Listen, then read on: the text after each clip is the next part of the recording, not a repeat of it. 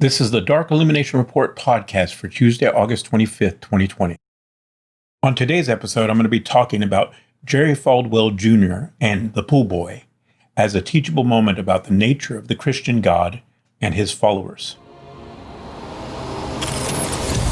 This is the Dark Illumination Report podcast, the official podcast of Shadow Path Diabolism, your daily dose of Diabolonian philosophy to inspire you on your journey down the crooked shadow path. Here's your host, R.J. Womack, Brother Nero. Hey everybody, thanks for joining me for this episode of the podcast.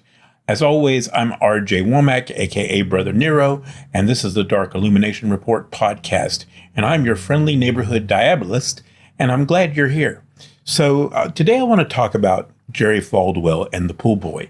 And for those of you who don't keep up with the news or don't know what I'm talking about, Jerry Falwell Jr. resigned from Liberty University. And for those of you who don't know who Jerry Falwell is, he's the son of Jerry Falwell Sr., who is the one who challenged Larry Flynt in court about obscenity laws in People versus Larry Flynt. And that's the son of Jerry Falwell Sr., which is Jerry Falwell Jr., which is the president of Liberty University, as I said. Now, he has been forced to resign or asked to resign. He has resigned officially today because he got caught involved in a sex scandal. And the sex scandal basically involved his wife having an affair with a pool boy. I don't remember what his exact name was, but it was like right out of Central Casting, like Juan Pablo or John Pablo or something like that. But anyway, his wife was having an affair with the pool boy with the full knowledge of the Reverend, and the Reverend would watch him and the pool boy and his wife have sex. And this is a guy who extolled the virtues of Christian faith and pretended to be pious and pretended to believe in God and being holy of holies. He's like advisors to the president, like his father was, that kind of thing. And it's just another sign of the hypocrisy of Christianity. But the reason I wanted to bring this up was because I think it illustrates a very important point that relates to the other podcasts that we've been having in the last couple of weeks, or the last couple of days, about the nature of the Christian faith. And that is that the Christian God and his followers are alien to the nature of this earth. They're foreign to it. And I don't mean literally alien as in E.T. I just mean alien as it's not true to the nature of the earth. And it's one of the reasons why the argument that the Christian God was not the creator of the earth, and it might be a hint that that's why they call Satan the Lord of the earth, is because in some Christian traditions and in some religious traditions, they believe Satan, the jinn, the spirits that followed Satan, the fallen angels, are the ones who in fact created the earth. And so one of the reasons I bring this up is because, to me, the Christians don't want to be a part of the earth. In fact, in the New Testament, Jesus tells them that you are not of the earth. You are in the earth. You are not of the earth, meaning that they are not supposed to be a part of the earth. They're just here temporarily.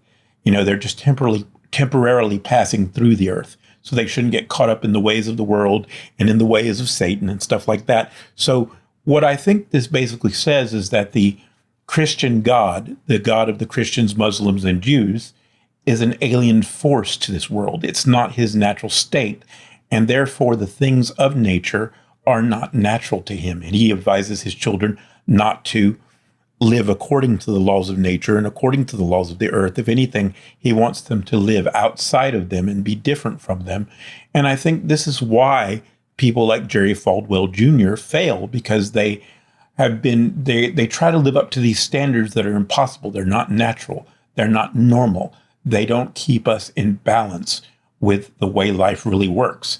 We all have sexual desires. Some of us do not want to be monogamous. Some of us do. Some of us, we all have our different ways of approaching things. And when you create a religion that teaches people to not follow their natural desires, when you have a religion that teaches people not to follow their natural inclinations, they're doomed to fail. And I think the Christian God feeds off of this failure and this insecurity and this lack of ability to live up to his standards as a way to keep himself going. He feeds off the energy of the guilt and the sadness and the sorrow. And that's what makes him distinctly different and alien as compared to Satan, who is a God of nature, a God of wisdom, a God of balance, who lets us be ourselves in unique individuals. And I think that's a very important distinction to make.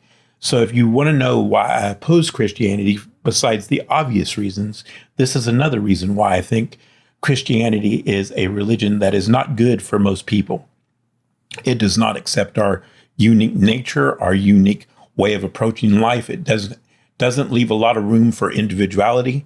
It doesn't leave a lot of room for people to live the lives they want to live and be at peace and be happy.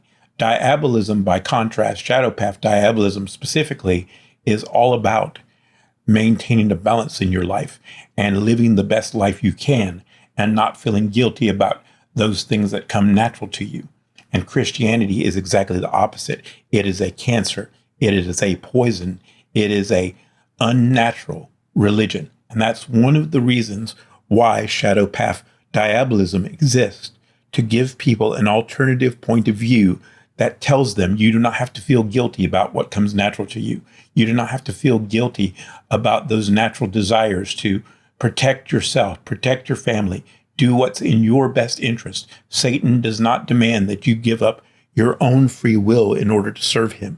In fact, he respects our individual will. He respects our individual identity, and he doesn't expect us to be carbon copies or cookie cutter individuals. It's one of the reasons why I get really upset with the left-hand path kind of imagery of the black makeup, the black lipstick, the black hair, and the black metal clothes, is because it's contrary to everything Satan stands for, to force people to feel that they have to comply with this stereotypical image. And if you don't comply with the stereotypical image, you're not a real Satanist, quote unquote, or you're not a real follower of Satan.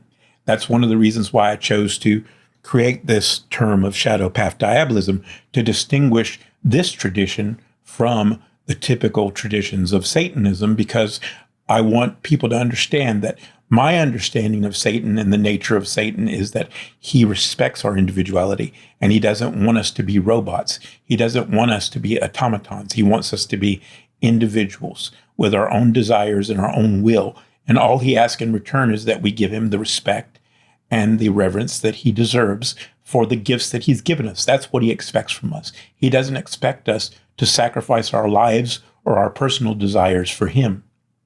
You know, he doesn't expect us to be martyrs for his cause. He is not the Christian God, and he doesn't demand that level of devotion unless we want to give it to him. Like, for example, I told you yesterday, I gave my personal devotion, a devotion that comes to a level that would be seen by Christians or Muslims or Jews or whatever the case may be. My devotion to him is very similar to that you would see from the Abrahamic religious traditions. But that wasn't because Satan demanded that devotion from me.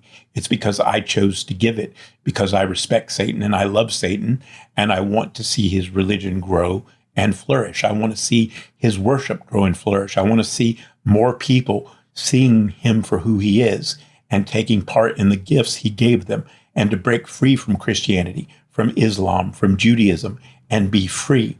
That's why I dedicated my life to him, because I respect what he's about. I respect what he stands for. And I want to see other people embrace the freedom that he offers. Anyway, that's it for today, guys. I hope that gives you a little insight into why I oppose Christianity, why I oppose certain ideas that are popularized by modern contemporary Satanism, because I think they take our individuality away.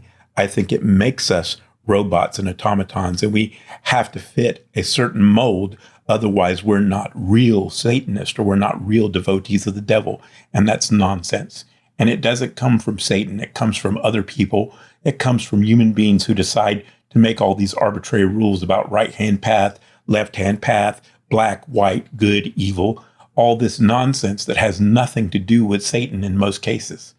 And people focus on trying to make all these arbitrary rules to categorize people, instead of actually preaching the philosophy of liberty and freedom that Satan represents. Anyway, that's it. Like I said, goodbye. See you next time. Take care, everybody. May Satan be with you. I hope it's helped you. I hope you've learned something today, or at least found something useful in this podcast. Until next time, take care, everybody. If you would like to learn more about the Shadow Path Diabolism tradition of occultism, go to rjwomack.com. That's rjwomack.com. If you enjoyed this podcast and support our message, tell a friend, leave us a review, and follow us on social media.